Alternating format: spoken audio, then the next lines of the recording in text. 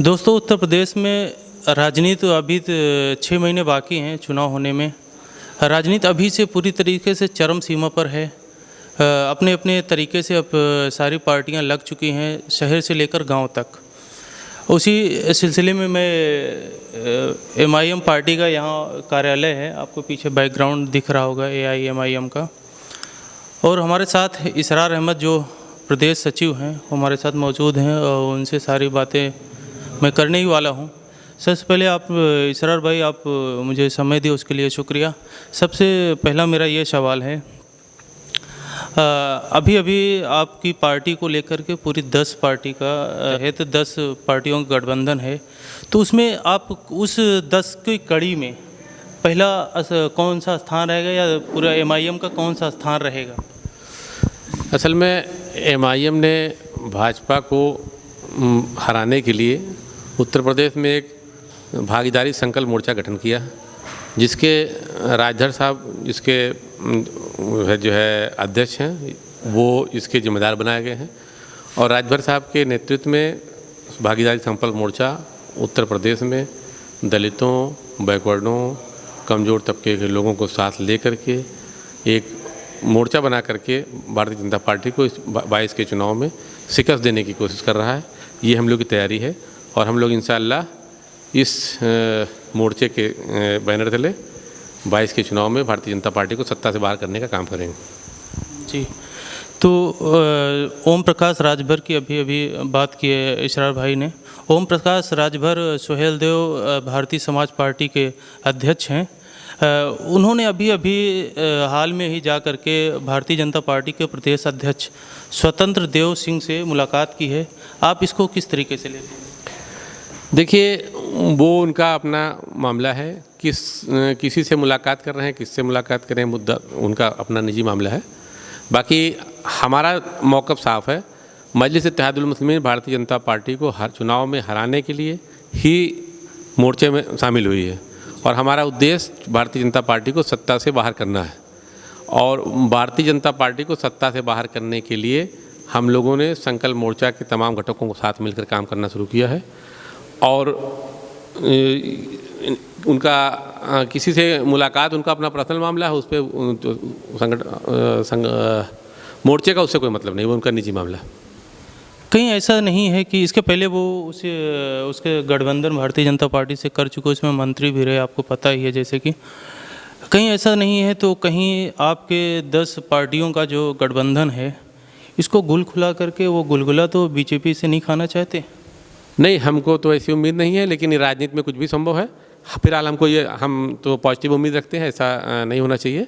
लेकिन ये कि अगर ऐसा कुछ होता है तो फिर हम उसके बारे में नए सिरे से विचार किया जाएगा। हमारा जो मोर्चा है वो भाजपा, हमारी जो पूरी कोशिश है मजलिस इत्तेहादुल मुस्लिमीन की पूरी कोशिश भारतीय जनता पार्टी को सत्ता से बाहर रखने की है और हम लोग उसी लिए काम कर रहे हैं। हमारा संगठन मोर्चे में आने का मकसद ही है भारतीय जनता पार्टी को सत्ता से बाहर किया जाए, तो हम अपने इस एजेंडे पे काम करते रहेंगे। लेकिन अभी थोड़े दिन पहले जैसे पता चला कि कुशवाहा साहब थोड़ा नाराज़ हो गए, ओम प्रकाश राजभर जा कर के उनसे मुलाकात करते हैं, उसके बाद उनको यानी गठबंधन में शामिल करने का बार बार वो प्रयास कर रहे हैं। कहीं ऐसा नहीं है 10 पार्टियों का गठबंधन अगर पूरी तरीके से हिस्सेदारी नहीं मिलती है तो क्या हर जितनी भी पार्टी के अध्यक्ष हैं उनको कैसे मना पाएंगे आप? देखिए, ये ओम प्रकाश राजभर जी की जिम्मेदारी है और चुनाव के पहले का गठबंधन है। इसमें बहुत सारी चीज़ें हम पहले से उसको कंफर्म नहीं कर सकते, कुछ अप एंड डाउन भी हो सकते हैं, लेकिन ये कि हम पूरी उम्मीद पॉजिटिव रखते हैं। नेगेटिव उम्मीद रखने की हमको क्या जरूरत क्या है, क्योंकि सारी पार्टियों का उद्देश्य ये है कि उनको भाजपा को हराना है। तो जो हमारे उद्देश्य है वो और पार्टियों का है, तो चूँकि ये एजेंडा कॉमन है इसलिए हम लोग जो है ऐसा उम्मीद करते हैं कि मोर्चा जो है कायम रहेगा और अच्छी लड़ाई लड़ेगा। इसरार भाई, एक बात बताइए आपकी, जो अभी ये ओम प्रकाश राजभर ने कहा है कि पूरे 5 साल में 5 चीफ मिनिस्टर और 20 डिप्टी CM को लेकर के उन्होंने बात कही है, तो क्या MIM उस पर कायम है? भाई, उन्होंने एक अपना बताया है कि हम 5 चीफ मिनिस्टर बनाएंगे, हैं, इसमें कौन सी दिक्कत है? वो तमाम समाज के लोग जिनको आज तक कभी सत्ता में भागीदारी नहीं मिली है, अगर उनको कोई आदमी मुख्यमंत्री बनाने की बात कर रहा है उस समाज के लोगों को, तो उसमें दूसरों को दिक्कत क्या हो सकती है? अगर राजभर साहब 5 मुख्यमंत्री एक एक साल के लिए बनाना चाहते हैं अपने तमाम घटक दलों के, तो कोई नई बात तो नहीं है। अभी मौजूदा जो है मुख्यमंत्री के साथ 2-2 उप मुख्यमंत्री हैं, तो इन्होंने 2-2 उप मुख्यमंत्री बनाए, तो ये तो कर रहे हैं, तो कोई दिक्कत नहीं है। तो अगर राजभर साहब ऐसा कर रहे हैं तो कौन सी नई बात। लेकिन एक बात ये है कि आपको 5 साल में हर साल मुख्यमंत्री बनाना, आपको नहीं लगता इसमें समय ज़्यादा जाएगा, वो समझने में उसको काफ़ी टाइम लग जाएगा, उसके बाद विकास क्या करेगा? डेवलपमेंट की भी बात होनी चाहिए ना भाई। ये आपकी बातें, इसके पहले भी तमाम सरकारें इस तरह बनी हैं। भारतीय जनता पार्टी का मायावती के साथ गठबंधन था 2.5 साल का, समाजवादी का गठबंधन था मायावती के साथ 2.5 साल का।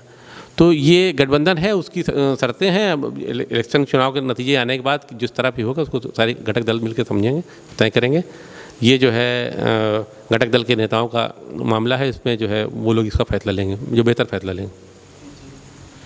यानी आपकी जो भागीदारी, मैंने पहले सवाल किया, भागीदारी है उस कड़ी में आप अपने आप को फ्रंट पे देख पाते हैं, या किस वो 10 के लाइन जो 10 का अंक है जो डिजिट है, उसमें कौन से नंबर पे आपको लगता है कि आपको रखा गया है? भाई देखिए, उत्तर प्रदेश में हमारी जो लड़ाई है, हमारी पार्टी की लड़ाई है कि हम दलितों, बैकवर्डों, अल्पसंख्यकों को उनके हक, हुकूक और अधिकार दिलाने की लड़ाई लड़ रहे हैं। और हमारी इस लड़ाई में जो भी समान विचारधारा के लोग होंगे, सबके साथ हम काम करना चाहते हैं। हम तो चाहते हैं कि तमाम सेकुलर पार्टी इस फोरम में शामिल हों, सपा बसपा को भी हम चाहते हैं कि इस फोरम में शामिल हों, क्योंकि अगर सबका उद्देश्य ये है कि हम भाजपा को हराना चाहते हैं, तो जाहिर सी बात है एक फोरम बनाकर आप काम करेंगे तभी कर सकते हैं। इसके पहले लोकसभा चुनाव में समाजवादी पार्टी और बहुजन समाज पार्टी का गठबंधन था, उसका नतीजा आपने सामने देखा। वो लोग भाजपा को, सपा और बसपा दोनों मिलकर भी भाजपा को हराने की स्थिति में नहीं है। तो अगर आप चाहते हैं, वाकई भाजपा को हराना चाहते हैं, तो आपको इस फोरम में शरीक होना चाहिए। नहीं शरीक हो रहे हैं, इसके मतलब आप किसी न किसी तरीके से भाजपा को फ़ायदा पहुंचाना चाहते हैं। अभी थोड़ी एक बात निकल करके आई थी, बैरिस्टर साहब असदुद्दीन ओवैसी साहब ने एक कहा था कि मैं 100 सीट पर, उन्होंने कहा कि 100 सीट पर मैं चुनाव लड़ाने का काम करूंगा। लेकिन उस पर ओम प्रकाश राजभर जी ने एतराज़ जताया कि उन्होंने कहा कि वो सिर्फ अभी 100 सीटों पर तैयारी कर रहे हैं, चुनाव लड़ाने का कोई ऐसा उनको सीट का बंटवारा नहीं दिया गया है। आप इस पर क्या कहना चाहते हैं? अभी सीटों का बंटवारा नहीं हुआ है, किसी पार्टी को किस पार्टी को कितनी सीटें मिली हैं, ऐसा कोई बंटवारा भी हुआ नहीं है।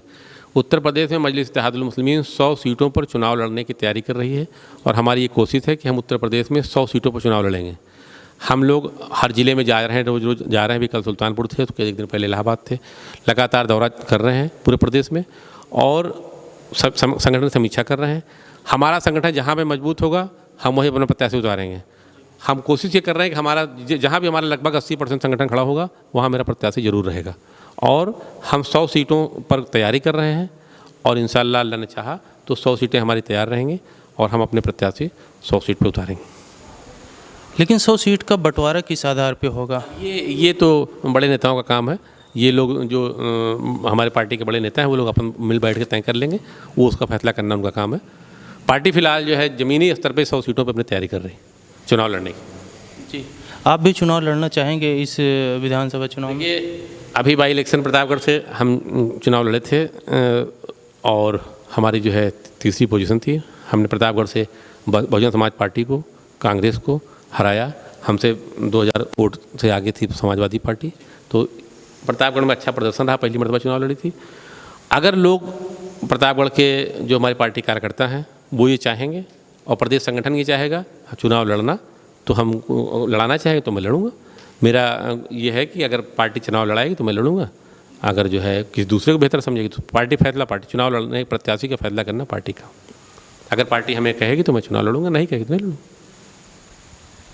चलिए, अगर ये वीडियो आपको पसंद आया हो तो प्लीज़ इधर थोड़ा फोकस करो। प्लीज़ वीडियो को लाइक करो, कमेंट में अपनी राय ज़रूर दो, और हमारे चैनल को सब्सक्राइब भी कर लें, वीडियो को शेयर कर दें। अगर ये वीडियो अगर आप फेसबुक पे देख रहे हैं, प्लीज़ पेज को लाइक करें, कमेंट में अपनी राय ज़रूर दें। वीडियो देखने के लिए शुक्रिया।